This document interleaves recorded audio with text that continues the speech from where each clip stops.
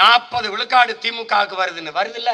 அப்புறம் என்ன மாயத்துக்கடா ஓட்டு காசு கொடுக்குறடா? டே டே அயோக்கியப்பல, அப்புறம் புடுங்கிறதுக்காடா காசு கொடுக்குறடா? ஏண்டா 40 விழுக்காடு வர்றேன்னு சொன்ன பிறகு நீ ஓட்டு காசு கொடுக்குற, அந்த சர்வே எடுத்தவனுக்கு காசு கொடுக்காம எடுத்துருப்பானாடா? அவன் கை காசு போட்டு சர்வே எடுக்க வேணா பண்ணையார் மகனாடா இல்ல ஜமீன் திவானாடா? பிச்சைக்கார பயில்களா? அவனுக்கு இவ்வளவு வருது, இவனுக்கு அவ்வளவு வருது.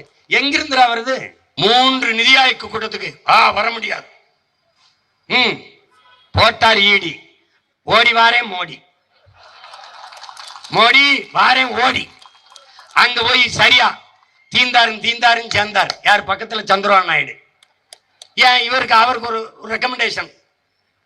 இப்படி நிக்கிறாப்ல மாலு. அப்பா படிக்காத பள்ளிக்கூடத்து பிள்ளைய கூட்டி போகும்போது அப்பா பேசும்போது நம்ம இப்படியே நிற்போம்.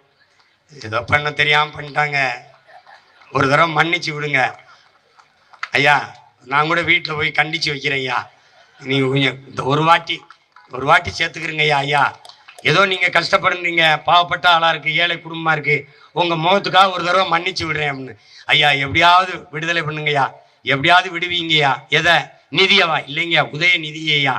இது அங்க அப்படியே வந்துட்டு வெளியில வந்து நிதி தரவில்லை, வாக்கியாருக்கு எப்படி சம்பளம் கொடுக்கிறது, ஒரு நலத்திட்டம் நிறைவேற்ற முடியவில்லை, அவர்கள் வந்து விடுவார்கள்.